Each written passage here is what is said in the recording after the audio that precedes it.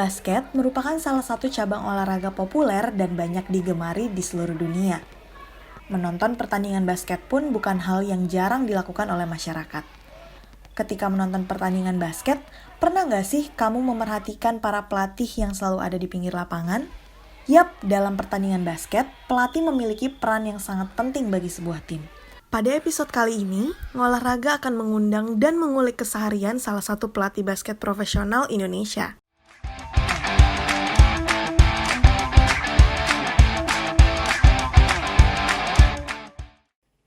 Halo semuanya, gue Nova Bella Jemasi. Dulu bermain sebagai pemain bola basket profesional. Setelah pensiun, sekarang kesibukan gue sebagai pelatih basket atau mungkin umum disebutnya coach basket di Jakarta. Nanti lo penasaran kan keseharian gue gimana dan barang-barang apa aja yang gue bawa saat gue ngelatih setiap hari. Ikutin terus ya video ini. Oke, gue saat ini pengen nunjukin ke kalian isi tas gue. Kalau misalnya gue pergi ngelatih atau pergi ngajar, barang-barang apa yang wajib ada di tas gue. Let's go. Yang pasti, handphone itu pasti nggak mungkin lepas dari tangan. Karena koordinasi pekerjaan, semua segala macam itu handphone yang harus standby. Oke, yang pertama, karena gue harus minum yang banyak, agak besar botolnya, tapi biasanya gue isinya setengah. Kalau misalnya habis, biasanya gue isi lagi.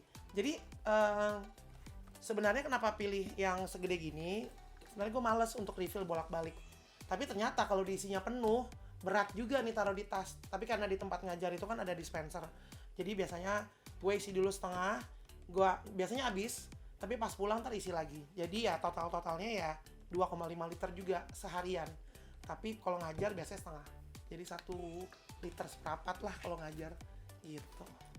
Terus karena ngelatih gue itu pasti akan keringetan, karena gue kasih contoh segala macem, gue selalu bawa kaos ganti yang pasti lengkap dengan semua isinya. Dan yang pasti handuk kecil juga ada, karena ngelatih itu akan banyak ngeluarin keringat juga, dan gue orangnya tukang keringetan, jadi gue tetap pakai handuk sendiri. Ini plastik baju kotor. Kalau misalnya ganti baju, gue anaknya rapi banget, jadi pasti gue masukin di plastik baju kotor. Terus kalau untuk pekerjaan, biasanya gue selalu bawa tab gue. Tab ini untuk koordinasi via email, untuk balasin email dari atasan juga, atau dari urusan-urusan kerjaan yang lain kayak orang tua segala macem gitu-gitu, pakai tab, karena kalau pakai laptop berat tas gue. Terus ada ini folder gue ini isinya segala macem coret-coretan semua tim atau data-data yang gue perluin dari semua murid-murid gue. Jadi gue orangnya masih bisa modern pakai tab dan masih harus nulis pakai folder juga. Ini biasanya program latihan yang daily ya, jadi setiap hari, karena dari program yang jangka panjang gue tetap nge-breakdown program latihan per hari, dan situasi di lapangan itu bisa berubah-berubah. Jadi gue akan tulis ulang, akan mencatat atau mengambil hasil latihan, kayak shooting itu masuk berapa kali, itu biasanya gue catatnya manual. Baru nanti gue jadiin satu jadi folder di tab gue gitu. Oke, lanjut lagi. Terus ini ada pouch gue, ini segala macam di sini. Ada kunci mobil, ada dompet, ada AirPods, ada power bank, ada masker, apalagi ya, sama sanitizer, semuanya di sini. Gue jadiin satu dan rapi, ada kompartemennya, karena susah nyarinya kalau nggak rapi naruhnya. Karena kan coach itu terbiasa rapih ya. Kalau gue nggak tahu yang lain ya. Terus yang terakhir di tas ini ada, di bagian depannya biasalah ada parfum. Terus ada lagi-lagi ada sanitizer, karena di masa pandemi ini walaupun udah agak redaan ya, tapi nggak tahu ya udah redaan apa belum sih. Intinya kalau gue sih tetap bawa sanitizer kemana-mana, sama ada bolpen segala macem. Udah sih paling itu aja isinya, standar. Dan ini selalu sama setiap hari. Dan senjata utama jangan lupa, pasti gue punya whistle. Ini adalah senjata gue kalau misalnya ngajar, karena murid-murid gue tuh udah tahu kalau gue tiup whistle gue ini, mereka udah tahu mesti ngapain. Karena di basket itu kan hal yang paling penting yang gue ajarkan ke mereka adalah disiplin dan itu menjadi suatu hal yang akan mereka jalanin setiap hari. Jadi kalau gue niup priwet gue tuh tandanya harus kumpul, walaupun mereka lagi ada yang sibuk pakai sepatu, ada yang sibuk minum segala macem. Biasanya kalau gue tiup priwetan itu mereka udah tahu itu tandanya harus kumpul di tengah.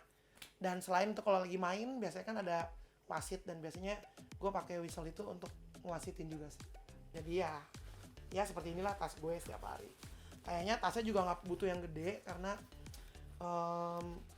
isinya juga nggak terlalu banyak, tapi harusnya tasnya yang simple aja, karena mau masukin tinggal masukin, mau keluarin tinggal keluarin, segala macam, besokannya begitu lagi. Oke, so that's what's in my bag. Sebagai pelatih basket, kesibukannya setiap hari ngajar dan berlatih.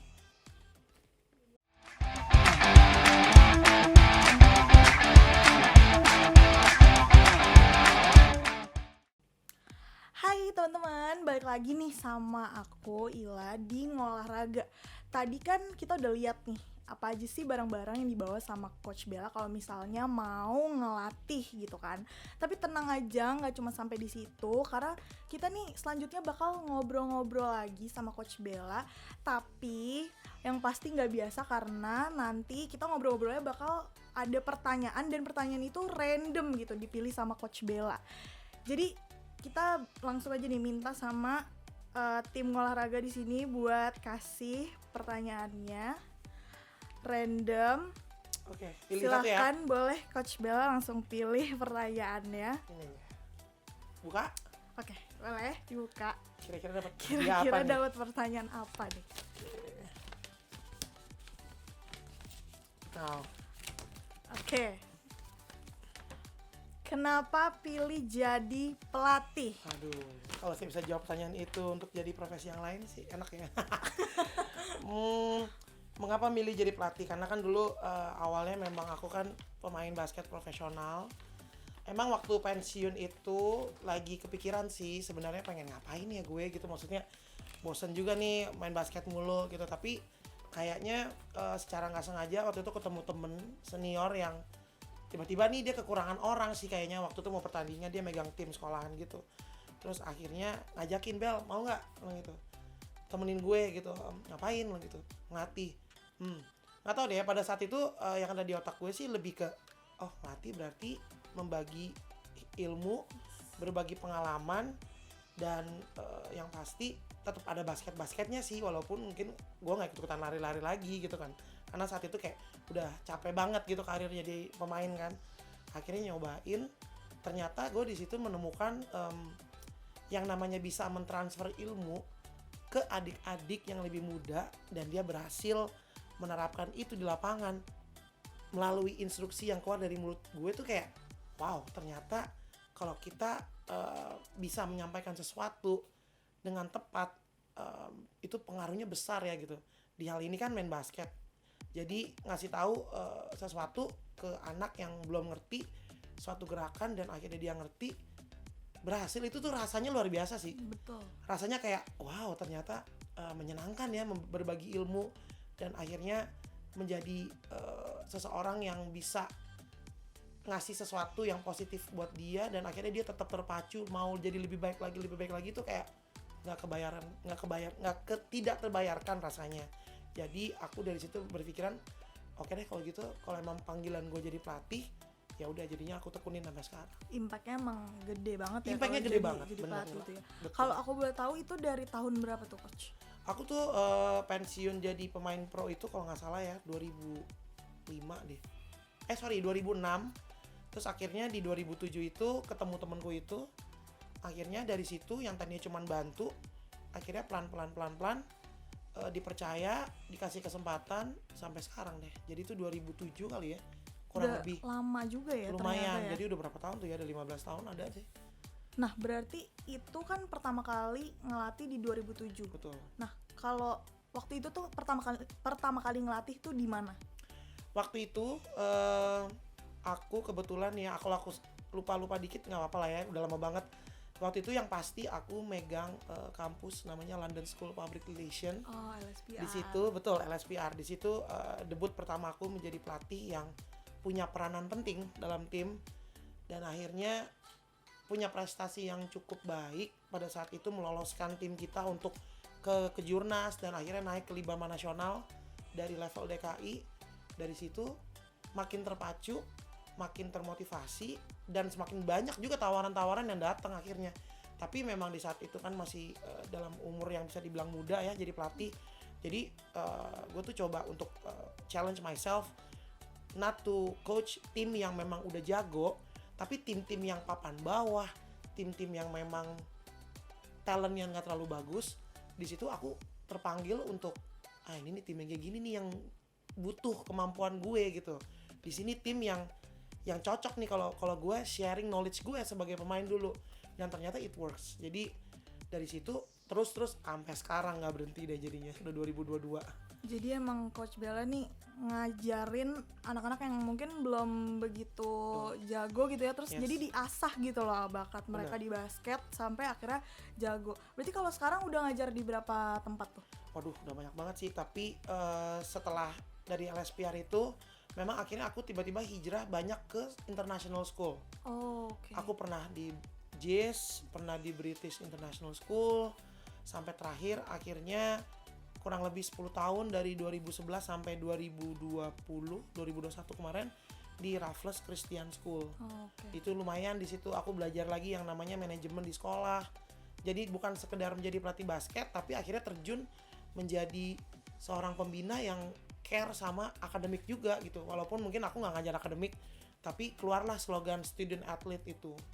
Sampai sekarang aku ada di sekolahan yang namanya ACS gitu. Jadi sekarang tuh emang fokusnya di melatih basket aja atau ada yang lain gitu, tapi di basket juga? Prioritas sih sebenarnya ngajar. Kalau misalnya ada kerjaan atau ada hal-hal lain yang masih berhubungan dengan basket, biasanya aku cek dulu schedule ngajar. Jadi yang utama itu adalah schedule ngajar. Di luar dari itu aku masih ada kegiatan-kegiatan lain, mungkin talk show. Terus ada juga komentator di IBL kemarin. Oh iya. Terus macam-macam sih, ada di komentator di NBA juga. Semuanya masih relate dengan basket. Kebetulan dipercaya juga menjadi banyak lah, ada coaching klinik juga. Tapi di atas semua itu schedule utamanya adalah ngajar. Gitu. Emang udah didedikasikan untuk basket gitu ya. Bener banget. Oke, kita lanjut nih ke pertanyaan ada random lagi? selanjutnya. Oke. Tarik dulu nih, yang mana nih ya? Apa nih? Deg-degan. Semoga nih pertanyaannya tidak menyimpang-menyimpang. Kita buka dulu. Oke. Oke. Apa tuh? Siapa role model Coach Bella? Ini pertanyaan Ini jarang pasti loh aku denger loh. berpengaruh penting nih, karena kan udah sampai di Iya, benar. titik ini gitu kan. Oke. Role model itu berarti seorang yang punya profesinya sama ya, pelatih ya berarti. Tapi nggak juga sih sebenarnya. Basically aku tuh senang belajar dari semua industri yang lain sih, nggak cuman dari basket. Karena yang jadi namanya pelatih itu harus bisa memanage, harus bisa time management. Kadang kita juga harus bisa komunikasi juga. Jadi banyak nih hal yang ternyata berkaitan kalau misalnya kita jadi seorang coach. Role model aku sih ada sih waktu pertama kali ngelatih, dan kebetulan dia juga yang kasih kesempatan untuk ngelatih di berbagai tempat. Dia kasih kepercayaan. Kukira aku jadi asistennya dia, ternyata disuruh pegang sendiri padahal baru ngelatih. Ada namanya Coach Raul Miguel, kalau terkenal di dunia basket namanya Coach Ebos. Mungkin dia juga bukan satu nama yang baru ya di dunia basket, tapi pada saat itu dia yang membuka pintu buat aku jadi pelatih, dan akhirnya aku bisa ya megang sendiri ternyata gitu. Itu dia. Apa yang aku ambil dari dia, satu sih, dia fokus banget, dia profesional banget dalam menjalani karirnya sebagai pelatih. Mungkin gak banyak orang tahu sebenarnya apa sih kebiasaan menjadi seorang pelatih yang direspek sama semua orang. Itu aku belajar banyak dari dia. Tapi terlepas dari itu, aku seneng ngikutin semua cerita siapapun ya, maksudnya dalam nasional ataupun internasional, untuk menjadi bahan referensi. Yang bagus-bagusnya aku contoh, gitu sih Lila. Jadi emang tadinya berharap jadi asistennya, tapi ternyata Kupikir kan, diceburin ya. ternyata dilepas sama dia. Dilepas. Lu pertandingan nih ke Singapura, lu sama tim cewek 12 orang. Oke, kita berangkat kapan? Gue gak berangkat, lu doang yang berangkat. Gue gini, hah? Gue sendirian nih? Oke, langsung kayak mampus gue. Tapi tenang, jangan panik. Akhirnya ngebayangin waktu gue dulu jadi pemain, berangkat luar negeri tuh gue butuh apa aja sih. Jadi kayak mirror reflection aja. Oke. Oh sebagai pemain gue dulu pengen pelatih gue jelas berangkatnya jam berapa, harus bawa apa gitu-gitu. Jadi pas aku jadi pelatih, aku balik, oke, berarti anak-anak ini butuh informasi tentang A, B, C gitu. Itu aja sih. Karena kalau mau nempel mulu sama senior, kapan majunya? Walaupun aku tahu mungkin aku di situ masih banyak banget kekurangannya, tapi akhirnya setelah seiring waktu berjalan, makin tahu, sebenarnya kalau ntar berangkat gini aja ya. Sebenarnya musiknya kemarin gini. Jadi learning by doing itu penting sih dalam dunia kepelatihan. Berarti sebenarnya dari balik lagi ke pelatihnya, kedisiplinan pelatih tuh ngaruh banget ya ke anak-anaknya juga. Sangat ngaruh. Kalau kita sebagai pelatih aja nggak bisa kasih lihat kita datangnya on time, atau kita jelas dengan apa yang kita lakuin, setiap pertanyaan yang mereka tanya ke kita bisa jawab, mereka pasti respect. Yang pasti sih karakter dulu sih. Karena banyak juga pelatih yang, sorry ya mungkin kalau aku menyinggung beberapa, tapi aku tuh punya prinsip yang namanya olahraga itu ada menang ada kalah. Ya, Tapi menuju menang itu ada proses yang kita harus korbani, nah itu latihan. Kalau kita mau langsung menang-menang aja, tandanya kan itu bukan suatu proses yang baik bagi anak gitu. Untuk karakter jadinya dia nggak bisa tahan banting lah, dia maunya instan-instan aja gitu. Apa yang kita dapat dari ngelatih itu mengajarkan kesabaran sama diriku sendiri juga. Yang tadinya gue harus menang nih, pertandingan ini target gue juara, ternyata nggak juara. Aku pernah sih kecewa banget. Tapi gitu, aku berbicara sama diriku sendiri, sama ada beberapa temen, sebenarnya nggak apa-apa ya, anak-anak ini memang baru mampunya di juara 2. Berarti kita harus comeback stronger nih, latihan lagi setahun kemudian kita tanding lagi. Jadi aku juga belajar sabar. Sometimes aku juga kayak suka gregetan sendiri, tapi seiring waktu berjalan memasuki tahun yang udah bisa dibilang lama banget ini, akhirnya aku udah bisa mengalahkan egoku sendiri itu. Gitu.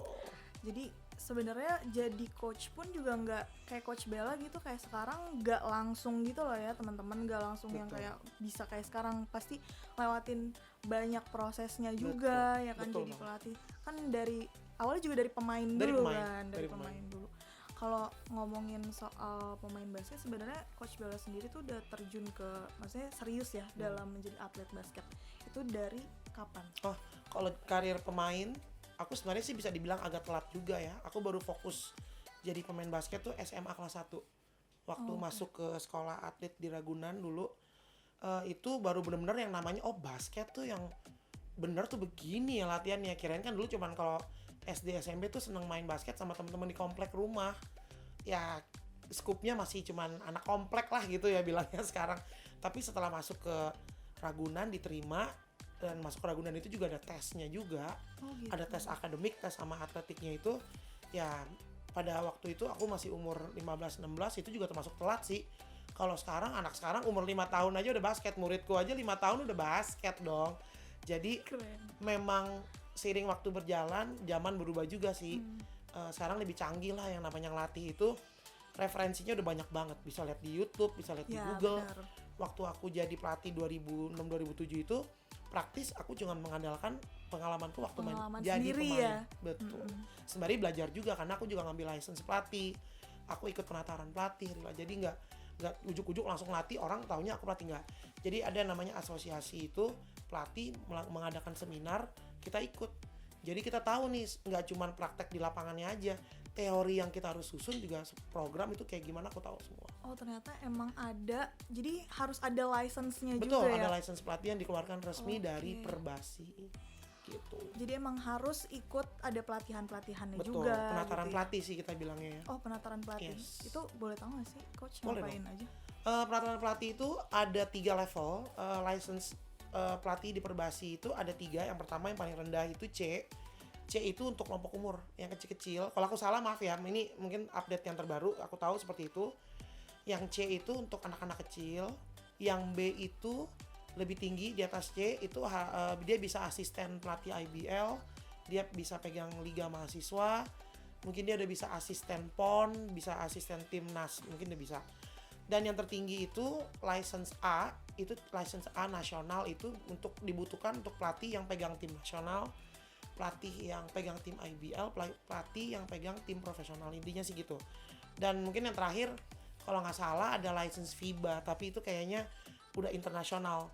Kalau memang kita ada di ajang internasional, mungkin diharapkan bisa ikut penataran FIBA langsung dari FIBA-nya. Tapi kalau dalam negeri sih ada 3 level itu, Rila. Ya. Kalau Coach Bella sendiri berarti Udah A dong. Weh. 2009 aku ikut penataran yang A itu, dan itu udah cukup lama ya, 2009. Iya. Mungkin ada beberapa kali mesti ikut refresh juga. Jadi sekali kita dapat license itu sebenarnya dalam berapa tahun harus ikut refreshing lagi, penataran pelatih lagi. Hanya untuk mengupdate apa sih peraturan yang sekarang update tuh di FIBA atau di Perbasi itu apa. Seperti itu. Keren banget loh ini Coach Bella emang udah lama juga ya, terus Gitu. udah terpercaya gitu jadi coach. Amin. Iya. Oke, ini berarti next satu pertanyaan lagi nih Satu lagi ya? yang Oke. bisa Kamu nih. dipilih. Kira-kira apakah isi dari Pertanyaan ketiga nih ya. Apa Deg-degan. tuh isi?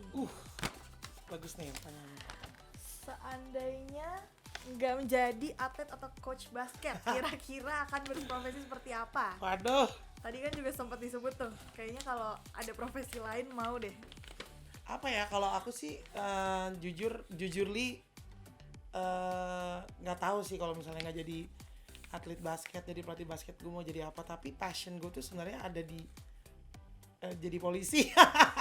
Oh gitu, jadi sebenarnya Karena ada keinginan untuk ada sih cita-cita, mungkin karena semakin kesini semakin tahu polisi tuh gimana sih kerjaannya segala macam gitu. Sebenarnya menyenangkan sih, mungkin jiwa kedisiplinannya nggak beda jauh kan sama atlet. Tapi juga ada passion juga sebenarnya di musik, karena aku seneng banget kan dengerin musik. Nggak tahu deh, mungkin nggak jadi penyanyi, mungkin bisa jadi yang lain, bisa jadi pemain musik, bisa jadi apapun itu, tapi mungkin di dunia entertain.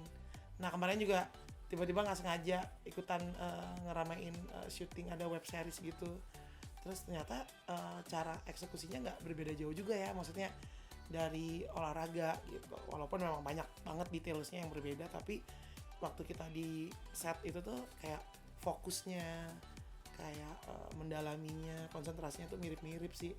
Jadi mungkin antara kalau nggak jadi polisi jadi pemusik, paling itu jadi sih. pemusik.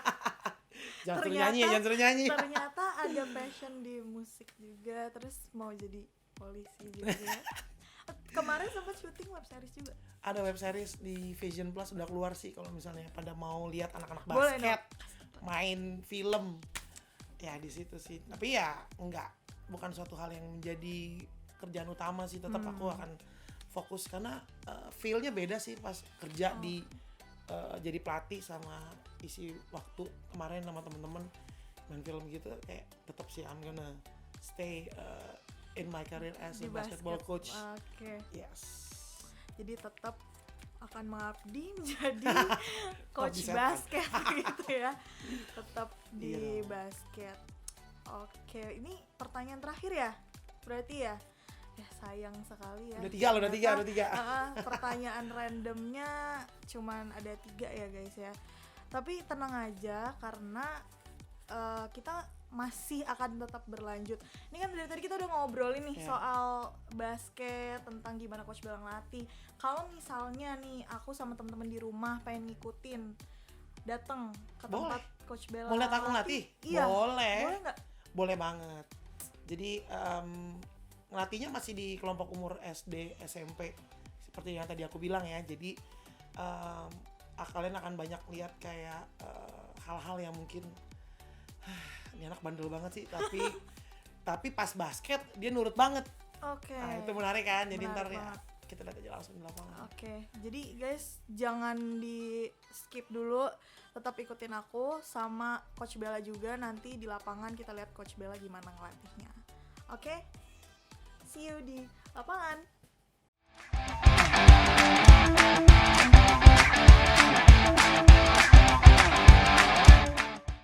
Nah teman-teman, sekarang nih aku udah sampai di tempat dimana Coach Bella ngelatih, tepatnya di sekolah ACS Jakarta di daerah Cilangkap, Jakarta Timur. Penasaran banget gak sih mau lihat Coach Bella kalau ngelatih tuh gimana sih? Jadi jangan kemana-mana, langsung aja ikutin aku masuk ke dalam. Di ACS School Jakarta, Coach Bella melatih basket dalam 2 sesi. Sesi pertama untuk tingkat SD kelas 4 hingga kelas 6, dan sesi kedua untuk tingkat SMP. Tidak sendiri, Coach Bella juga ditemani oleh 2 asisten pelatihnya. Yuk kita ngobrol sedikit sama salah satu asisten coach. Nama aku Aji. Ya. Di latihan basket ini jadi apa, pelatih atau asisten pelatih? Di latihan ini saya menjadi asisten pelatih. Asisten pelatih. Iya, Udah asisten coach. berapa lama? Untuk asisten menjadi asisten pelatih di sini sudah sekitar 6 bulan. 6 bulan ya? Iya. Berarti udah sama Coach Bella juga udah sekitar 6 bulan juga? Iya, sebelumnya juga pernah sama Coach Bel, cuman di another school, di beda sekolah. Di sekolah lain? Iya, Aku mau nanya dong, kalau menurut kakak sendiri, Coach Bella tuh kalau ngelatih kayak gimana sih? Kalau Coach Bel itu dia kalau ngelatih itu tipikal yang disiplin tinggi dan harus atletnya harus mempunyai attitude yang bagus karena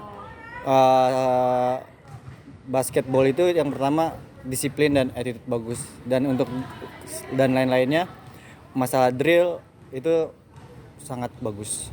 Ya. Kalau dari kakak sendiri gitu yang ngelihat Coach Bella ngelatih, apa sih yang bisa kakak ambil dari cara dia ngelatih gitu? Yang bisa saya ambil dari Coach Bella yang tadi saya bilang tentang disiplin dan membentuk attitude dan karakter yang baik anak atau atlet tersebut ya, karena menurut saya itu salah satu basic yang membuat atlet itu menjadi bisa makin berkembang, karena tanpa disiplin yang tinggi atlet nggak mungkin bisa berkembang dengan baik gitu. Dan juga banyak belajar tentang drill dan latihannya, karena kan Coach Bella sebelumnya mantan pemain profesional ya, jadi banyak sekali pengalaman yang dia punya di dunia basket, dan dia juga menjadi senior di basket saya di sini, jadi banyak pengalaman yang bisa diambil dari experience dia menjadi pemain basketball profesional. Jadi kayak buat kakak sendiri bisa diterapin lagi gitu ya ke yang lain? Bisa. Faktanya, menjadi pelatih juga tidak bisa asal-asalan. Ada beberapa kualifikasi yang harus dipenuhi untuk menjadi seorang pelatih basket profesional. Salah satunya adalah memiliki sertifikat lisensi resmi dari Persatuan Bola Basket Seluruh Indonesia atau Perbasi. Untuk mendapatkan sertifikat lisensi, para pelatih wajib mengikuti program penataran pelatih yang diselenggarakan oleh pengurus provinsi atau pengurus kabupaten atau kota Perbasi terdekat. Sertifikat lisensi pelatih ini terbagi menjadi 3, yaitu A, B, dan C. Lisensi C diperuntukkan bagi para pelatih yang mengajar di tingkat kelompok usia maksimal 18 tahun. Lisensi B diperuntukkan bagi para pelatih yang memegang tim tingkat perguruan tinggi dan di tingkat kelompok usia di atas 18 tahun.